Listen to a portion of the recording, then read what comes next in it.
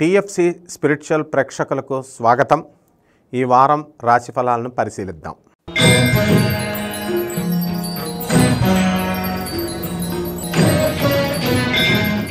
మేషరాశి. మేషరాశి వారికి ఈ వారం చాలా అద్భుతంగా ఉంది. మనకి ఈ గురుడు ధనస్థానంలోకి వచ్చిన తర్వాత వృత్తి వ్యాపార ఉద్యోగ విషయాల్లో చాలా ఎదుగుదల అనేటటువంటిది ఈ మేషరాశి వారికి కనబడుతోంది. ప్రమోషన్లు వస్తాయి, ఆ తర్వాత ట్రాన్స్ఫర్లు కోరుకున్న చోట్లకు వస్తాయి. లాభంలో ఉన్నటువంటి శని మీకు చక్కటి ట్రాన్స్ఫర్స్ని చక్కటి ప్లేసెస్కి మీకు ఇవ్వడం జరుగుతుంది. అదేవిధంగా ఈ యొక్క కుజుడు బుధుడు రాహువు మరి రాజ్యస్థితిగతుడై ఉన్నటువంటి వాళ్ళు ఏమయ్యారంటే మనకి వ్యయస్థితిలోకి వచ్చారు.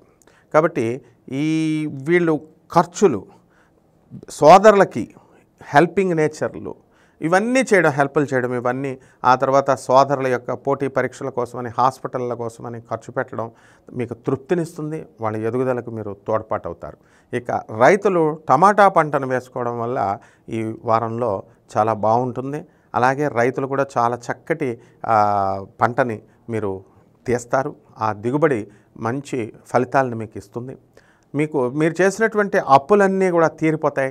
ఈ మేషరాశి వారు తర్వాత ఇళ్ళు లేనటువంటి వాడు ఇళ్ళు కొంటారు, స్థలాలు లేనటువంటి వాళ్ళు స్థలాలు కొంటారు. మరి వ్యాపారస్తులు అన్ని రకాల వ్యాపారస్తులు కూడా చాలా బ్రహ్మాండంగా చేస్తారు. ఈ యొక్క రవి శుక్రులు మనకి మేషరాశి సంచారం చేయడం ద్వారా మనకి ఆరోగ్యం బాగుంటుంది. అలాగే హోటల్ ఇండస్ట్రీ, ఆ తర్వాత ఈ యొక్క బట్టల వ్యాపారము, కిరాణా వ్యాపారము, ఈ వ్యాపారాలన్నీ కూడా చాలా అద్భుతంగా జరుగుతాయి. 6వ ఇంట్లో ఉన్నటువంటి కేతుగ్రహ ప్రభావం వలన విదేశాలకు సంబంధించినటువంటి వ్యాపారాలు అద్భుతంగా ఉంటాయి. విద్యార్థులు బ్రహ్మాండంగా చదివారు, రిజల్ట్స్ చక్కగా వచ్చినాయి. మరి విదేశాలకి విద్యార్థులందరికీ కూడా అనేకమైనటువంటి విశ్వవిద్యాలయాల నుంచి వాళ్ళకి సీట్లు రావడం అనేటటువంటిది జరిగింది. కాబట్టి ఈ యొక్క మేష రాశి వారు అన్ని విధాలుగా సర్వతోముఖాభివృద్ధిగా ఉన్నారు. బంధుమిత్రుల యొక్క వినోద కార్యక్రమాల్లో మీరు పాల్గొనడం, ఆ తర్వాత అందరికీ కూడా మీరు హోస్ట్గా మీరు పార్టీలను ఇవ్వడం, ఇవన్నీ కూడా ఈ వారం జరుగుతాయి.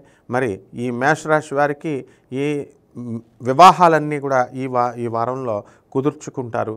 మరి మోఢం వల్ల వివాహాలు జరిపించుకోలేకపోవచ్చేమో, కానీ అలాగే ఆర్మీ వాళ్ళకి మీకు లీవులు అనేటటువంటివి మీకు రావడం జరుగుతుంది.